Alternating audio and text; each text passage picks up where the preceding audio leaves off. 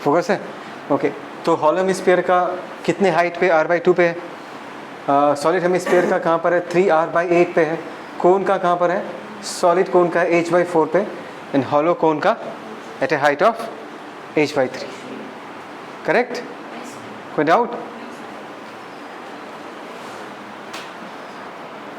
Okay, देखो अब तक हमारा जो डिस्कशन था, इन सारे डिस्कशंस में हमारे जितने सारे सिस्टम के पार्टिकल्स थे, right, we dealt with discrete system of particles, we dealt with continuous system of particles.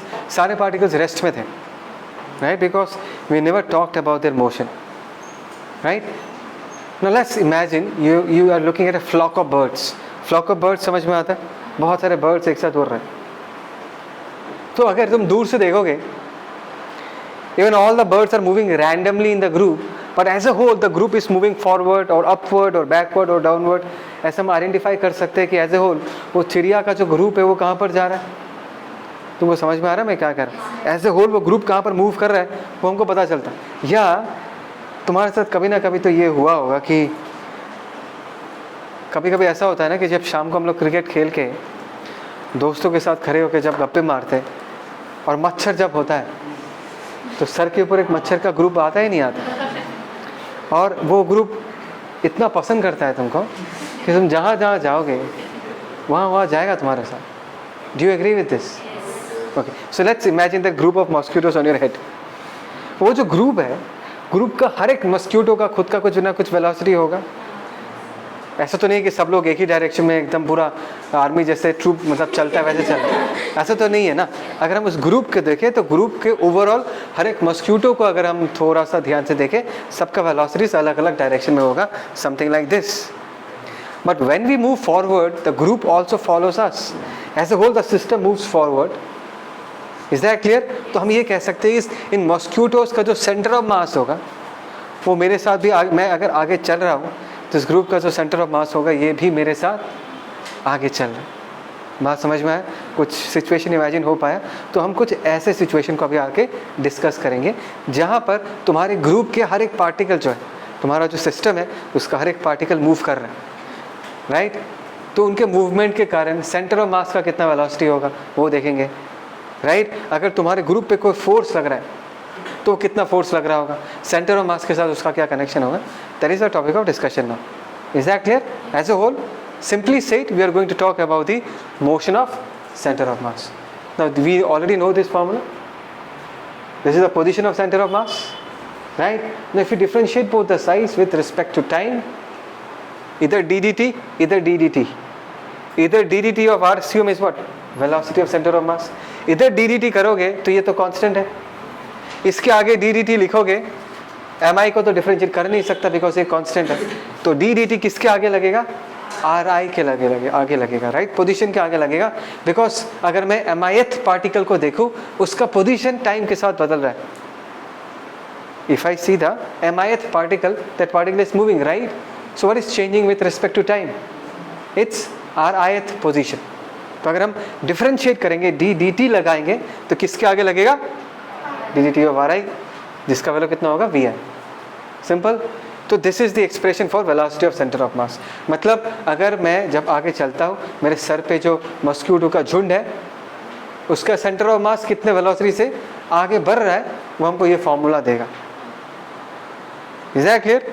कैसे निकाले? m1 is the mass of the first mosquito, v1 is the velocity at that instant of time, m2 is the mass of the second mosquito and v2 vector is the velocity at that instant of time। तो हर एक mosquito का m1 v1 m2 v2 हमने क्या किया? Add किया, पूरे सारे mosquitoes को जो टोटल मास है वो नीचे लिखा, तब हमको क्या मिलेगा? Velocity of center of mass. Simple. Is that clear? अच्छा, इस एक्सप्रेशन को मैं थोड़ा सा बदल के लिखता हूँ, m इधर मल्टीप्लाई कर दें। So can you tell me what is m1 into v1 vector? Yes, this is the momentum of the first mosquito, this is the बीच में आएगा momentum of the second, momentum of the third, and last वाले का क्या होगा? Momentum of the nth mosquito, right. तो सारों के मोमेंटम्स को अगर मैं वेक्टरिकली ऐड कर दूं, this is a vector representation, भूलो मत। हर एक को टोपी बनाया है, दिख रहा है टोपी एरो। तो अगर मैं इनको वेक्टरिकली ऐड करूं, p1 vector plus p2 vector plus p3 vector till pn vector, मुझे क्या मिलेगा? उस सिस्टम का टोटल मोमेंटम मिलेगा, उस ग्रुप का टोटल मोमेंटम मिलेगा। Is that clear? Which is बराबर, which is equal to center of mass ढूंढ लो, उसका कितना वेलोसिटी वो निकाल लो, उसके साथ सिस्टम के टोटल मास को मल्टीप्लाई कर दो। यार हर एक मस्क्यूटो के पास जाके ये पूछोगे भाई साहब तुम्हारा मोमेंटम क्या है, P1, तुम्हारा P2, this is a difficult thing to do ना। It's better what, we find out the velocity of center of mass and just multiply the total mass of the system with it. बात समझ में आया? Left hand side में हमने centre of मास का momentum लिखा और राइट हैंड साइड में हमको क्या दिख रहा है, this quantity is actually equal to what, total momentum of the system. क्योंकि हमने पहले भी कहा था कि सेंटर ऑफ मास जो है वो पूरे सिस्टम को रिप्रेजेंट करता है। सिस्टम का मोमेंटम मतलब उसका मोमेंटम। Is that clear? कोई डाउट? ओके। अभी अगर हम इस वेलोसिटी को फर्दर डिफरेंशिएट करें, इसके आगे डी तो v1 के आगे डी v2 आगे डी v3 के आगे डी तो एक्सप्रेशन बदल के ये बन जाएगा। बिकॉज अगर हम वेलोसिटी को टाइम के रेस्पेक्ट में डिफरेंशिएट करते हैं हमको मिलेगा क्या, एक्सीलरेशन। और अच्छा इसको अगर हम सजा के लिखे m1 इंटू a1 वैक्टर क्या है, बोलो m1 इंटू a1 वैक्टर क्या है, force. And that's a wrong statement. Force is either A push और ए पुल। ma is the net force acting on A system. तुमने एक बॉल को इधर 10 से पुश किया, इधर 2 से पुश किया, अगर मैं पूछूं what is the force acting on the ball, तुम 8 नहीं कहोगे। The force acting on the ball is the push of 10 Newton and the push of 2 Newton. Force का डेफिनेशन ही तो यही था, force is either A push और ए पुल। तो ये 8 न्यूटन क्या है, जो ma 8 न्यूटन आता है वो ma क्या है, ma is not a force acting on the object. If I ask you what is the force acting on the object, तुम बोलोगे सर 10 न्यूटन एक पुश है और 2 न्यूटन का और एक पुश है, this are the 2 forces acting on the object. What is 8 newton? 8 newton is the unbalanced force, right, net force acting on that object. बात समझ में आ रहा है मैं क्या कह रहा हूँ? तो एफबीडी में कभी भी हम ma ड्रॉ करके बॉडी में नहीं लगाते। अगर मैं उस ऑब्जेक्ट का एफबीडी बनाऊँ तो 10 न्यूटन दिखाऊंगा और 2 न्यूटन दिखाऊंगा, 8 न्यूटन नहीं शो करूंगा। 8 न्यूटन उस पर नहीं लग रहा, 8 न्यूटन बचा कुचा फोर्स, 10 से 2 को माइनस करने के बाद जो बचा वो क्या है, दैट इज 8 न्यूटन। बात समझ में आया? सुनिए ना, तो कल आई थी, हाँ मुझे पता है इसलिए पूछ रहे हैं। कल क्या हो गया था, आज ठीक हो गया? हाँ थोड़ा मतलब ज़्यादा खराब है तो आगे जो सर्दी वर्दी बुखार फुखार ऐसा है क्या, पेट खराब है तो सर बहुत दुख है, बच गए तुम लोग। अच्छा कहानी समझ में आई नहीं यार? तो ma क्या है, that is the net force acting on the first particle, m2a2 क्या है, net force acting on the second particle. सबको ऐड करूंगा तो मुझे क्या मिलेगा, बोलो नहीं, ऑन होम, सिस्टम पे, दैट इज बराबर, इतना लोड लेने का नहीं, तुम सेंटर ऑफ मास के एक्सीलरेशन निकालो, उसके साथ टोटल मास को मल्टीप्लाई कर दो तो तुमको क्या मिल जाएगा, पूरे सिस्टम में क्या नेट फोर्स लग रहा है वो पता चल जाएगा। Is that clear? लिखो बॉस, कम ऑन, इस तरफ एवरीवन दिस साइड।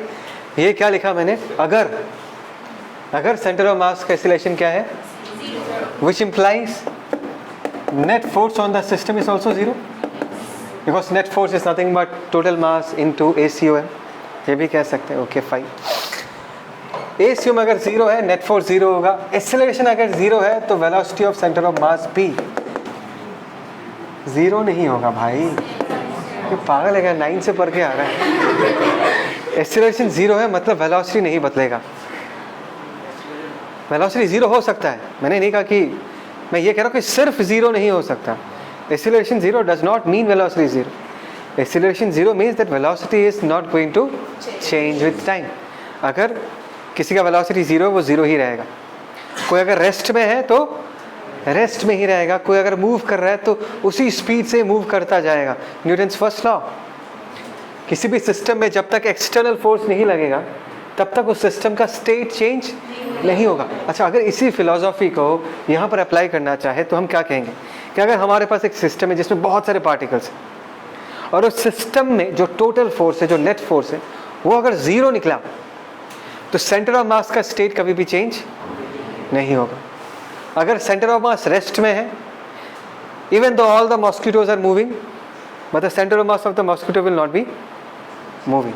जैसे तुम जब खड़े हो जाओगे, when you are standing, the whole bunch of mosquitoes is over your head, they are all moving, but what about the group as a whole? The group as a whole is not moving. So in that case, what is the velocity of center of mass of the group? That is equal to 0. Are you getting the point? तो मैं कुछ ऐसा scenario कह रहा हूँ, ठीक है? अभी मॉस्किटो वाला एग्जांपल मत लेना, मैं नॉर्मली एक एग्जांपल दे रहा हूँ कि अगर तुम्हारे पास कोई सिस्टम है और सिस्टम में कोई नेट फोर्स नहीं लगा तो सेंटर ऑफ मास का कुछ नहीं बदलेगा. अगर वो रेस्ट में है तो जिस जगह पर था उसी जगह पर रह जाए, और अगर वो मूव कर रहा है तो जिस स्पीड से मूव कर रहा था, जिस डायरेक्शन में मूव कर रहा था, वैसा ही मूव करेगा. Come on.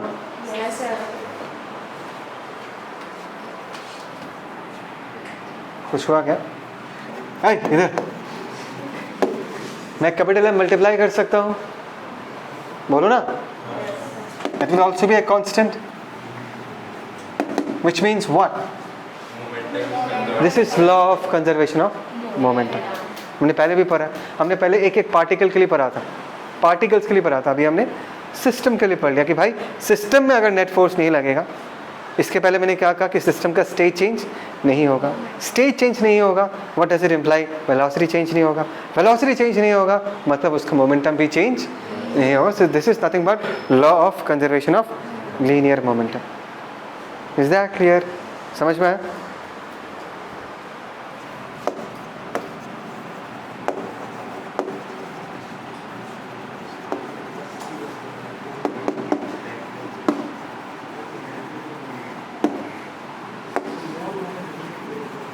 ओए मार खाएगा रे तू, पकड़ पकड़ करेगा तो. शांति से, तू ही बात कर रहा है ना.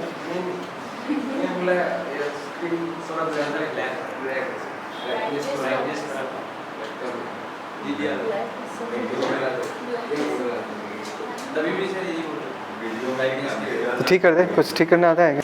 यहाँ तक क्लियर है ना सबको? So let's talk about A scenario कि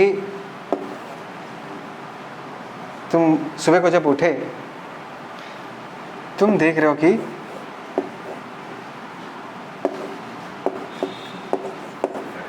you are in the middle of a frozen lake. Frozen lake, right? Suddenly तुम उठे और तुमने रियलाइज किया कि तुम एक लेक के बीच में हो. Frozen lake, frozen in the sense मतलब उसके सरफेस में कोई फ्रिक्शन नहीं है, राइट? स्कूल आना है, टाइम हो जा रहा है, लेकिन तुम्हारे हाथ में एक सूटकेस है. You got a suitcase in your head, sorry in your hand. Suitcase है हाथ में और you are standing in front of a, in the middle of a frozen lake. तभी तुमको जाना तो है ना, right? You need to walk, right? You need to move.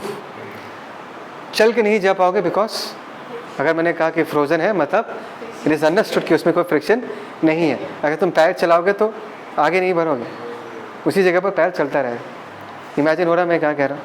तो my question to you is that अभी अगर तुमको इस लेक को क्रॉस करना है या लेक के बैंक तक पहुँचना है तो क्या करोगे? What will you do? With explanation.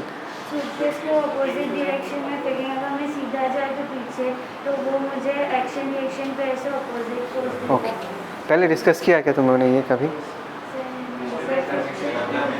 Okay, that's a correct answer. हम क्या कर सकते हैं, ध्यान से देखो, इस चीज़ को एक्सप्लेन करने का बहुत सारा तरीका है. एक तो ये तरीका जैसे कि जस्ट नाउ इन्होंने कहा कि अगर हम सूटकेस को फेंकते हैं, if I throw the suitcase, right? अगर मुझे इस तरफ जाना है, मैं सूटकेस को इधर फेंकूंगा. बाय न्यूटन्स थर्ड लॉ, अगर मैंने सूटकेस पे फोर्स लगाया तो सूटकेस भी मुझ पे उल्टे डायरेक्शन में फोर्स लगेगा और मैं उस तरफ चला जाऊंगा, राइट? बढ़िया है. This is one way of explaining this. अभी मैं थोड़ा सा मोमेंटम के कंसेप्ट को लेकर इसको एक्सप्लेन करूँगा, right? So I am standing or maybe you are standing in the middle of that frozen lake with that suitcase in your hand, right? Now tell me something, if you throw the suitcase, you will definitely move. So my question to all of you is that in that process, when you apply force on the suitcase and the suitcase applies force back on you by Newton's third law, if I take you and the suitcase together, can I say that the net force acting on the system which includes you and the suitcase is equal to 0? Right? मतलब अभी system पे कोई net force नहीं लगा. Is that clear? System का initial state क्या था? System का इनिशियल मोमेंटम क्या था? 0, बिकॉज सूटकेस लेके मैं खड़ा हुआ था. और हमेशा as because there is no net force acting on the system, action reaction, आदमी and suitcase both of them are included in the system, their internal forces they will always cancel out. As because there is no net force acting on the system, the momentum should always stay as 0, right? हाँ, individual party का momentum आ सकता है. Suitcase travel कर रहा है, उसके पास कुछ momentum होगा. मैं ट्रैवल कर रहा हूँ, मेरा भी एक मोमेंटम होगा. लेकिन सिस्टम का मोमेंटम हमेशा क्या होगा? 0. मतलब सूटकेस का मोमेंटम प्लस मेरा मोमेंटम करोगे, अगर वेक्टर एडिशन करोगे तो आंसर क्या आ जाएगा? 0 आएगा. 0 मतलब पहले जैसे. Is that clear? Which means now if you throw the suitcase along this direction, let us say this is छोटा m and you're traveling with, and the suitcase is traveling with a speed of v1, and for example you are also moving along this direction, तुम्हारा mass m है and you are traveling with a velocity of let us say v2, then we can say that कि left वाला momentum जितना होगा right वाला momentum भी उतना ही होगा, so that they cancel out each other. क्यों? क्योंकि मोमेंटम नहीं बदलेगा. सिस्टम में नेट फोर्स क्या है? 0 है. अगर नेट फोर्स ही नहीं है तो मोमेंटम हमेशा कंजर्व्ड रहेगा. बात को समझो. What is the initial momentum of the system? The initial momentum of the system is equal to what? 0. So what about the final momentum of the system which has to be equal to 0, which means that left hand side में जितना momentum होगा छोटा m into v1, right hand side में भी exactly उतना ही momentum होगा, और दोनों का मैग्नीट्यूड क्या होगा? बराबर. देखो मैंने v1 वेक्टर नहीं लिखा, लेकिन यहाँ पर सिर्फ v1 लिखा. मैं यहाँ पर मैग्नीट्यूड्स को इक्वेट कर रहा हूँ. डर गए क्या? So this is m into v2. समझ में आया? पहले भी मोमेंटम 0, अभी भी momentum 0. Law of conservation of linear momentum. बात समझ आया? अच्छा, और एक सिचुएशन एनालाइज करते हैं.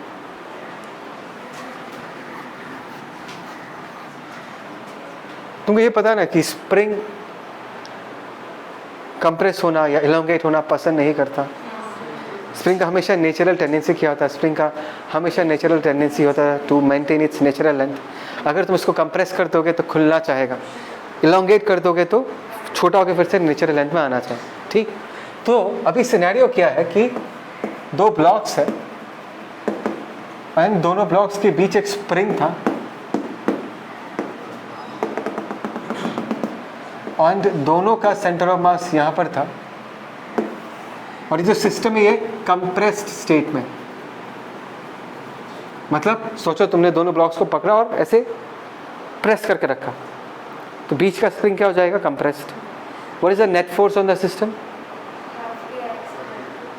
What is the net? Half K x square is energy. What is the net force on the system? On the system it is not moving. 0. तो why are you taking so much of time? समझ में आ रहा मैं क्या कह रहा हूँ? मैंने दोनों ब्लॉक्स को दबा के रख दिया, स्प्रिंग कंप्रेस हो चुका है और अपने जगह पर ही है. सो नेट फोर्स क्या होना चाहिए? भाई अगर नेट फोर्स लगेगा, अनबैलेंस्ड फोर्स अगर लगेगा तो हिल जाएगा ना अपने जगह से. अगर अपनी जगह पर ही है तो नेट फोर्स क्या होगा? 0. Is that clear? पक्का? ओके. दैट मीन्स दोनों ब्लॉक्स स्प्रिंग को अभी कंप्रेस करके रखा है. अभी मैं हाथ को छोड़ देता हूँ ऐसे करके. So what will happen? Both the blocks will go this side and again come, will go this side and will again come. ये लोग oscillate करना चालू करेंगे. Is that clear? So पहले खुलेगा, खुल के फिर extend होगा, फिर natural length में आएगा, फिर compress होगा. They will keep on oscillating, right? So let us say this is a picture of another instant जब दोनों blocks बाहर की तरफ जा रहे हैं. Let us say this is m2, this is m1. ये speed v1 है, ये speed v2 है. My question to all of you, the first question to all of you is that कि अभी इस सिस्टम का सेंटर ऑफ मास कहाँ पर हो? पहले सेंटर ऑफ मास यहाँ पर था. जब ये सिस्टम ऐसा मूव कर रहा है तब इस सिस्टम का सेंटर ऑफ मास कहाँ पर होगा? हाँ बोल. Anyone else wants to give it try? वही रहेगा तो एक्सप्लेन भी करना पड़ेगा. ठीक है, अभी सुन लेते हैं. हाँ क्या? मैं रहने नहीं देता यार, तेरे को बोलना ही पड़ेगा लॉजिक। मैंने पूछा कि सिस्टम का सेंटर ऑफ मास अभी कहाँ होगा? सर वो अभी आप पढ़ा रहे थे ना कंजर्वेशन ऑफ मोमेंटम, सर वहाँ पे जब वो मतलब एक स्टे पे था तो उसका टोटल मोमेंटम 0 था। अभी जब रिलीज करेंगे तो पूरे सिस्टम का भी वही रहना चाहिए, यानी कि v1 v2 इक्वल होगा। v1 v2 इक्वल नहीं, m1 v1 equal m2 v2, जो भी है कैसे, दोनों का मासेस अलग अलग है। सर फिर भी वो वही करेगा। हाँ तो बोल ना, आगे बोल। उसके बाद मोमेंटम इक्वल, ठीक है सही बोला। उसके बाद तो फिर उन दोनों का मोमेंटम भी तो इक्वल ही रहेगा जाते समय। 50% सही बोला, 50% गलत बोल दिया, मतलब पहुंच नहीं पाए। Anyone else? Okay, can you tell me, so the first question, काट दे इसको। Can you tell me what is the net force acting on the system when they are oscillating? Come on, think about it. सोचो इसको लेके, जब ये दोनों blocks oscillate कर रहा है, ऑसिलेट कौन करवा रहा है? चलो ये बताओ। स्प्रिंग का फोर्स ऑसिलेट करवा रहा है। तो अगर मैं दोनों ब्लॉक्स और स्प्रिंग को अपने सिस्टम में मान लूं, what is the net force on the system? That is 0 because spring force तो लगा रहा है, बट स्प्रिंग का फोर्स इंटरनल फोर्स है या नहीं है? बाहर से तो कोई फोर्स लग नहीं रहा ना। स्प्रिंग का जो फोर्स है वो क्या होगा? इंटरनल होगा। स्प्रिंग ने m2 पे जितना फोर्स लगाया होगा m1 पे भी उतना ही फोर्स लगाया होगा, and in the opposite directions. Action reaction pair, come on. Spring block को खींच रहा है, ब्लॉक स्प्रिंग को खींच रहा है, दूसरे ब्लॉक को स्प्रिंग खींच रहा है, दूसरा ब्लॉक भी स्प्रिंग को खींच रहा है। So if I take both the blocks and the spring together in a system, net force acting on the system is equal to 0, which means कुछ नहीं बदलने वाला। जब तक कोई एक्सटर्नल फोर्स नहीं आता तब तक सिस्टम का स्टेट चेंज नहीं होगा। So what was the initial state of the centre of mass? It was at rest. Come on, मैंने पकड़ के रखा था, तब भी नेट फोर्स 0 था। उस वक्त सेंटर ऑफ मास तो अपने जगह पर चुपचाप आराम कर रहा था ना। ये हमेशा इसी स्टेट में रहेगा, चाहे दोनों ब्लॉक्स मूव कर जाए, लेकिन सेंटर ऑफ मास का लोकेशन चेंज नहीं होगा। पहले जहाँ पर सेंटर ऑफ मास था, अभी भी सेंटर ऑफ मास वहाँ पर ही होगा। पहले अगर सेंटर ऑफ मास रेस्ट में था, अभी भी सेंटर ऑफ मास रेस्ट में ही रहेगा। सर इधर तो मोमेंटम आ गया, इधर भी मोमेंटम आ गया, इसके पास भी वेलोसिटी है, इसके पास भी वेलोसिटी है। वेलोसिटी हुआ तो क्या हुआ? सेंटर ऑफ मास का वेलोसिटी क्या आएगा? 0 आएगा। कैसे? v CM का वैल्यू क्या है? m1 into v1 minus m2 into v2 divided by total mass of the system. Come on यार, है ना? So m into v COM, that is m1 v1 minus m2 v2. What is this? Momentum of the system. That is nothing but m1 v1 minus m2 v2, and we know that momentum of the system is not going to change. Initially system का momentum कितना था? Initially system का momentum 0 था, अभी भी 0 ही रहेगा। इसलिए हमने p की जगह क्या लिख दिया? 0। This is final momentum. इससे हमको क्या मिलेगा? बात समझ में आया कि लेफ्ट हैंड साइड में जितना मोमेंटम जनरेट हुआ है, राइट हैंड साइड में भी उतना ही मोमेंटम जनरेट हुआ है, so that they will cancel out each other and the resultant momentum of the system will stay the same always. बात समझ में आ रहा है मैं क्या कह रहा हूँ? Yes, कोई डाउट? तो इसको हमने किस तरीके से एक्सप्लेन किया? एक तो तरीका ये है कि सिस्टम में कोई नेट फोर्स नहीं लग रहा, तो सेंटर ऑफ मास का स्टेट चेंज नहीं होगा। सेंटर ऑफ मास का अगर स्टेट ही चेंज नहीं हो रहा, स्टेट मतलब उसका वेलोसिटी 0 है तो 0 ही रहेगा। वेलोसिटी चेंज नहीं हो रहा, मास चेंज नहीं हो रहा, तो मोमेंटम भी चेंज नहीं होगा। इस तरीके से हम कंक्लूड करें। समझ में आ रहा मैं क्या कह रहा हूँ? पक्का क्लियर है ना? चलो पॉज करो, इसको लिखो। लेट अस से एक बॉम्ब हैज बीन थ्रोन, सो वो जो मूव करेगा उसका पाथ कैसा होगा? The path will be in the shape of A projectile. Bomb just explode करेगा मतलब, ठीक है? तो एक बार फेंका, एक्सप्लोड नहीं किया, तो वो जाके यहाँ गिरा। एग्री? एक बार फेंका, there was no explosion and the bomb follow this path and finally यहाँ के गिरा। राइट? तो यहाँ पर ही उसका सेंटर ऑफ मास भी होगा, जहाँ पर बॉम्ब गिरा है वहाँ पर ही उसका सेंटर ऑफ मास होगा. Do you agree with this? So let us say in this case the centre of mass has fallen at a distance of capital R from the origin, right? तो फिर से और एक बार तुमने bomb को फेंका, right?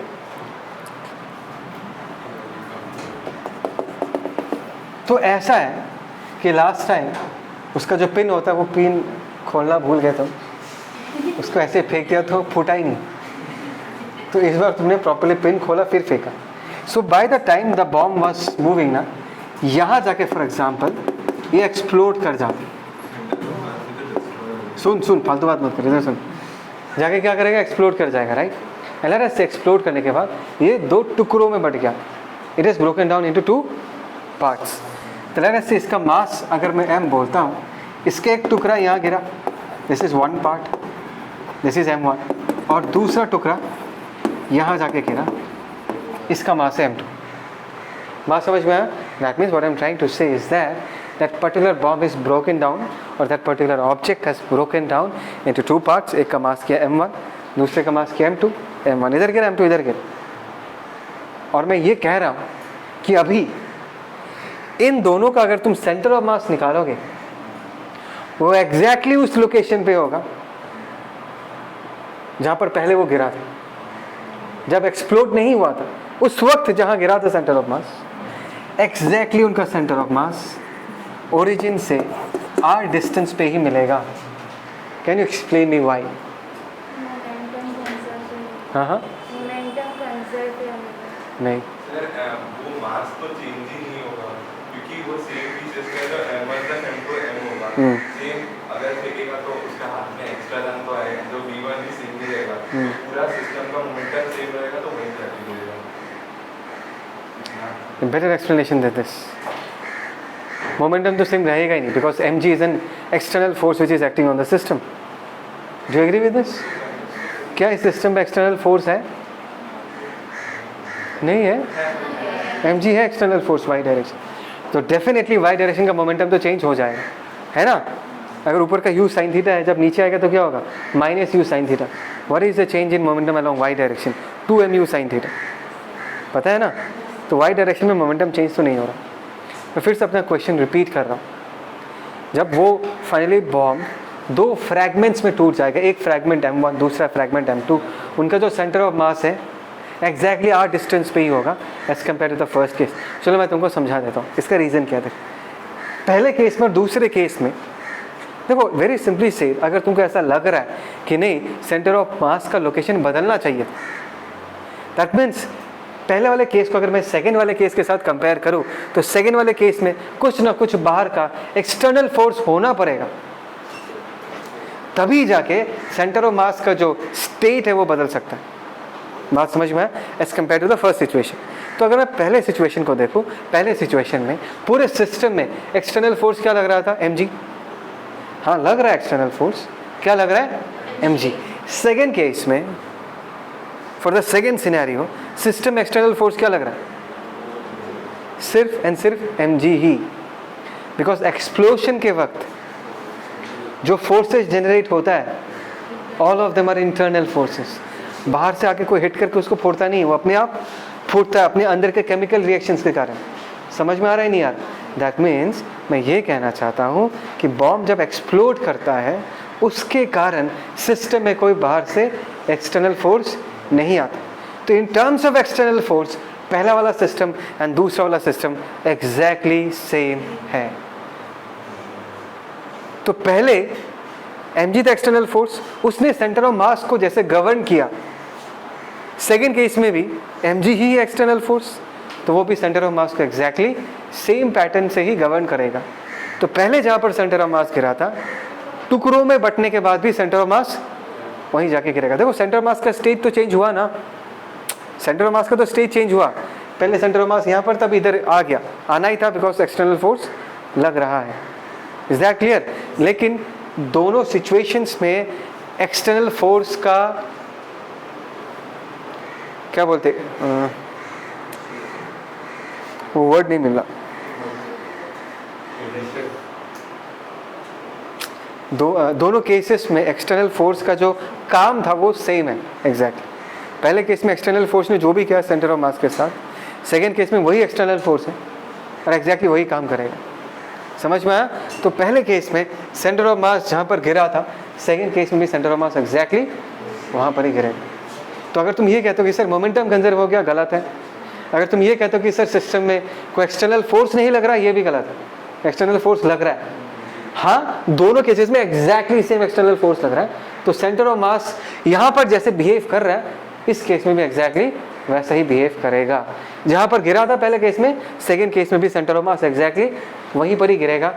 पहले केस में सेंटर ऑफ मास जैसा पाथ फॉलो कर रहा था, पाथ, तो सेकेंड केस में भी सेंटर ऑफ मास एग्जैक्टली वही पाथ फॉलो करेगा। दोनों सिचुएशन में सेंटर ऑफ मास के बिहेवियर में कोई डिफरेंस नहीं आएगा। Is that clear? So next class हमने आज जितना कुछ सीखा उसका अप्लाई करेंगे, कुछ प्रॉब्लम्स करेंगे। ठीक है, डन।